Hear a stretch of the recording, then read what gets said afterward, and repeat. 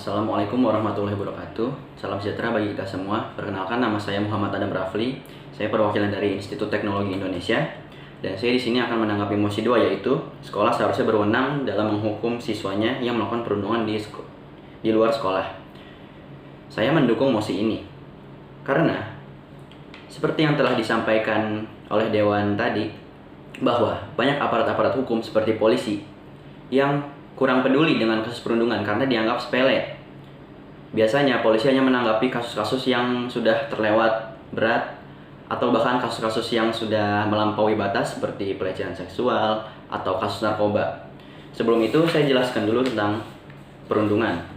Perundungan adalah perilaku yang tidak menyenangkan baik secara verbal maupun fisik dan membuat seorang merasa tidak nyaman, sakit hati, dan tertekan. Biasanya perundungan dilakukan oleh seseorang atau kelompok. Perundungan adalah peristiwa yang harus kita cegah karena berdampak buruk pada korban dan pelaku. Peristiwa kekerasan ini bisa dimulai dari jenjang sekolah dasar bahkan hingga sekolah menengah.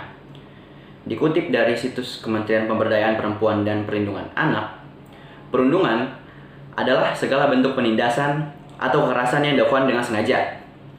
Pelaku satu atau kelompok adalah orang yang biasa memiliki kekuatan atau lebih berkuasa. Kekerasan dilakukan terhadap orang lain jika dilakukan secara terus-menerus dengan tujuan menyakiti dapat merusak seseorang secara psikis maupun fisik. Perundungan dapat dilakukan oleh peserta didik, guru, atau peserta didik kepada peserta didik lainnya.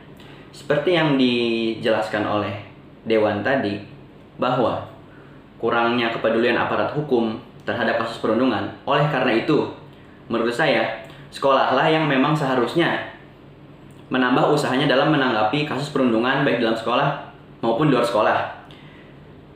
Dan ada 5 cara untuk mencegah kasus perundungan. Yang pertama, adanya sosialisasi pemahaman perundungan di lingkungan sekolah. Hal ini penting menjadi dasar dalam pencegahan perundungan, karena pemahaman terkait perundungan itu sendiri, terutama efek perundungan yang bisa menimbulkan trauma hingga dewasa.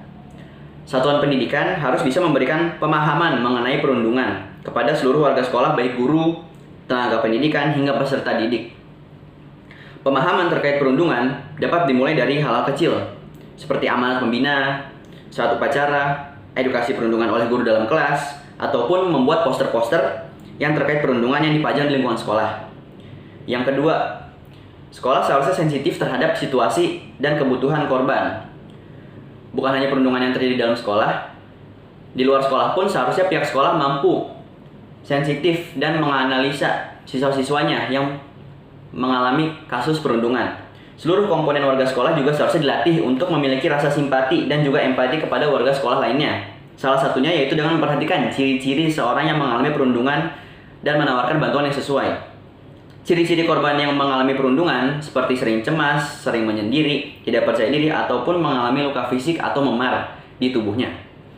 Jika melihat tanda-tanda seperti itu, pihak sekolah seharusnya melakukan pendekatan kepada korban untuk mengetahui detail perundungan lebih lanjut. Setelah itu, beri dia dukungan agar dia bangkit melawan perundungan yang dialami.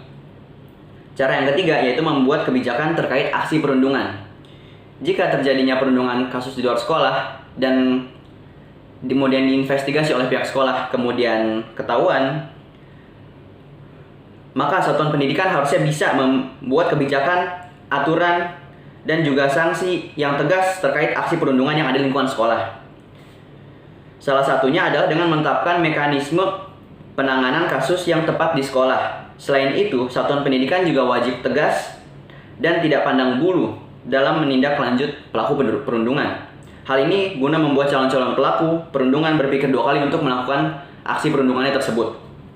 Cara yang keempat yaitu memastikan jalur komunikasi yang terbuka untuk pelaporan kasus perundungan. Ketika ada perundungan yang terjadi di luar sekolah, sering sekali sekolah terlambat untuk mengetahui. Karena itu, satuan pendidikan harus memiliki sistem mekanisme pelaporan khusus perundungan yang ada di sekitar lingkungannya. Pembentukan mekanisme dan standar operasional untuk komunikasi pelaporan yang aman dan sensitif adalah salah satu cara agar perundungan yang terjadi di luar lingkungan sekolah dapat bisa lebih terungkap. Tak jarang korban ataupun warga sekolah enggan untuk melapor karena takut menjadi sasaran perundungan selanjutnya. Dan cara yang terakhir yaitu mengadakan kegiatan anti perundungan. Satuan pendidikan seperti sekolah-sekolah harusnya bisa memulai program sekolah yang menyebarkan pesan, perilaku, kebaikan untuk membangun norma yang menentang perundungan. Program-program tersebut dapat dimasukkan ke dalam kegiatan intrakurikuler maupun kokurikuler. Contoh kegiatan anti perundungan yang dapat dilakukan seperti hari anti perundungan, pentas seni, penandatanganan deklarasi oleh seluruh warga sekolah, ataupun ide-ide kreatif lainnya. Cara sekolah mencegah perundungan tentunya akan sukses dan berhasil jika seluruh ekosistem sekolah mendukung. Selain itu, lingkungan terdekat warga sekolah juga dapat berperan untuk membantu investigasi dan melaporkan kasus-kasus perundungan yang terjadi di luar lingkungan sekolah. Oleh karena itu, saya sekali lagi menegaskan bahwa seharusnya sekolahlah yang memang menambah usahanya untuk menanggapi kasus perundungan di luar lingkungan sekolah, bukan aparat hukum. Karena jika siswa atau siswi sudah terjerat oleh hukum polisi, cenderung bahwa siswa-siswi tersebut akan dipandang buruk di masyarakat dan tidak dapat melanjutkan pendidikannya. Sekian yang dapat saya sampaikan. Saya dengan bangga mendukung mosi ini. Kepada Dewan Juri yang terhormat, terima kasih.